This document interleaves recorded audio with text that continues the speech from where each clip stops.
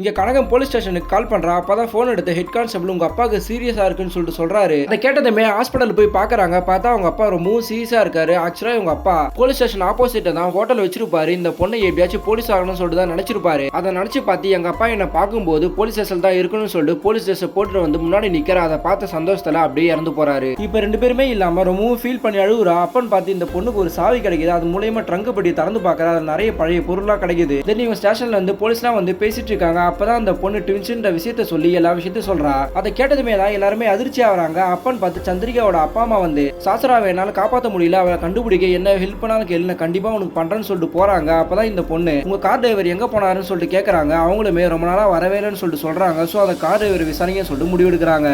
ஆனா அதுக்குள்ள சந்திரிகா குழந்தையா இருக்கும் போதே வேலைக்காரையை சேர்ந்து அவங்க கிட்ட விசாரிக்கணும்னு சொல்லிட்டு போறாங்க. அவங்க கிட்ட டிரைவரை பத்தி கேட்டு பாக்குறாங்க. அந்த டிரைவர் சந்திரிகாவை எப்பவுமே ஒரு மாதிரியா தான் பாத்துட்டு இருப்பா. சோ அவங்க கூட கடத்தி இருக்க வாய்ப்பு இருக்குன்னு சொல்லிட்டு சொல்றாங்க. அப்ப கனகம் சந்திரிகா வச்சிருந்த துப்பட்டாவை எடுத்து காமிக்கிறா. இது அவங்க வீட்டுல இருந்து சொல்றா. அதை பார்த்ததுமே இவங்க இது சந்திரிகாவோட கபோர்ட்ல இருந்ததுன்னா இது கண்டிப்பா டிரைவர் தான் காரணமா இருப்பான்னு சொல்லிட்டு அவங்க அப்பா கிட்ட சொல்லணும்னு சொல்லிட்டு வெளியே போறாங்க. அப்பதான் இந்த பொண்ணு இதை கபோர்ட்ல இருந்து எடுத்ததா சொல்லவே இல்லை, நீங்க தான் சொல்லிருக்கீங்க, சோ உங்க மேலதான் தப்பு இருக்குன்னு சொல்லிட்டு சொல்றாங்க. அதை கேட்டதுமே கேஷுவலா டீ போட்டு கொடுத்துட்டு உண்மையை சொல்ல ஆரம்பிக்கிறாங்க. ஆக்சுவலா இவங்க ரெண்டு பேரும் அன்னைக்கு பைக்ல விழும்போது இந்த பொண்ணு நர்ஸை கூட்டிட்டு வந்து இந்த பொண்ணு கூட்டிட்டு போக சொல்லுவா. ஆனா இந்த பொண்ணு காட்டுல யாரோ நெருப்போட போற மாதிரி தெரியும். சோ ஃபாலோ பண்ணிட்டு போய் பார்த்தா பிரசிடென்டா இருப்பாரு. அதை பார்த்ததுமே ஊர்ல இருக்க ஆளுங்களை கூட்டிட்டு வரலாம் தான் போவாங்க. முதல்ல அவங்க அப்பா கிட்ட சொல்ல போவாங்க. அவங்க வீட்டுல யாருமே இருக்க மாட்டாங்க. அப்ப வேலைக்காரமா தான் இருப்பாங்க. இந்த விஷயத்தை அவங்க கிட்ட சொல்லி காட்டுக்கு கூட்டிட்டு போய் காமிக்கிறாங்க. ஆனா அங்க யாருமே இல்லாம இருக்காங்க. அந்த ஷாக்ல திரும்புறாங்க. பார்த்தா இவங்களே அந்த பொண்ணு போட்டு தள்ளிடுறாங்க. இதை கேட்ட கனக மதிர்ச்சி ஆயிட்டு ஏன் அந்த பொண்ணை கொலை பண்ணணும்னு சொல்லிட்டு கேட்கறாங்க. ஆனா இவங்க எதுவுமே சொல்லாம உன்னையும் போட்டு தள்ள போறோம்னு சொல்லிட்டு கத்தி எடுத்து கொடுத்த வராங்க. பட் அப்ப போலீஸ்ல இவங்க கூட தான் வந்திருப்பாங்க. இவங்களை அரெஸ்ட் பண்ணிட்டு போயிடுறாங்க. ஆக்சுவலா இவங்க கொஞ்சம் வருஷத்துக்கு முன்னாடி அவங்க அப்பா அம்மாக்கு தெரியாம ஒருத்தர் லவ் பண்ணி கல்யாணம் பண்ணி ஊரை விட்டு ஓடிடுறாங்க.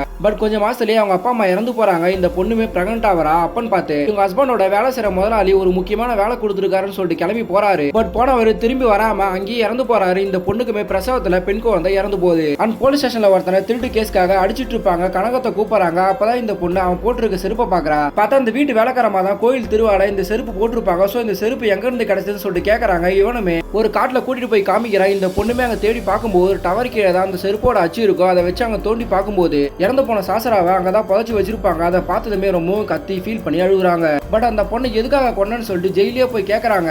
இவங்க பிறந்த பெண் குழந்தை இறந்துறதா சொல்லி அந்த டாக்டர் சொல்லியிருப்பாரு. பட் அந்த டாக்டர் இப்ப இருக்க சந்திரிகாவோட அப்பாவுக்கு தான் காசு கொடுத்து வித்துருப்பாரு. இந்த விஷயம் தெரிஞ்சதுமே அங்க போயிட்டு குழந்தைய கேட்கலான்னு தான் போவாங்க. பட் அது வசதியான இடமா இருக்கிறதால நம்ம குழந்தை ரொம்ப நல்லா வளருவான்னு சொல்லிட்டு அங்கேயே வேலைக்காரியை சேர்ந்துடுறாங்க. ஆனா ஒரு நாள் தத்தெடுத்த சந்திரிகாவோட அம்மா இந்த வேலைக்கார அம்மா கிட்ட இந்த பொண்ணு எனக்கு பிறந்த பொண்ணு இல்ல, தத்தெடுத்து தான் வந்தன்ற உண்மையை சொல்றாங்க. அது மட்டும் இல்லாம ஃபர்ஸ்ட் ஒரு பெண் குழந்தைய தத்தெடுத்தோம். ஆனா அந்த ஜாதகத்தை செக் பண்ணும்போது தான் எங்களுக்கு அந்த ஜாதகத்தை செட் ஆகாம என்னோட உயிரே போயிடுன்னு சொல்லிட்டு சொன்னாங்க. அதனால அந்த குழந்தைய கொடுத்துட்டு வேற ஒரு குழந்தைய தான் எடுத்துன்னு சொல்லிட்டு உண்மையை சொல்லிடுறாங்க.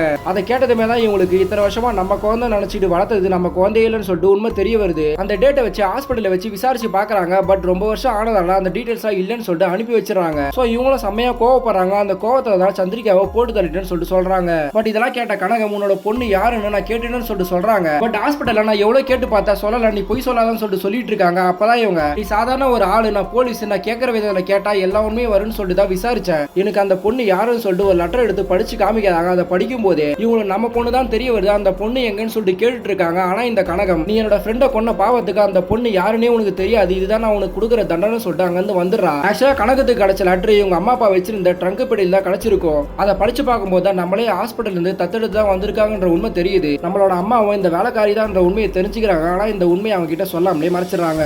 பட் ரொம்ப மாசம் கழிச்சு ஜெயில இருந்த கனகத்தோட அம்மா தப்பிச்சு வந்த அந்த குழந்தை யாருன்னு சொல்லிட்டு கேட்கறாங்க. பார்த்தா கூடவே அந்த சைக்கோ பிரசிடென்ட் அவங்க கூட தான் நிக்கிறா. இப்ப கான்ஸ்டபிள் கனகம் பார்ட் 3 வரப்போகுது.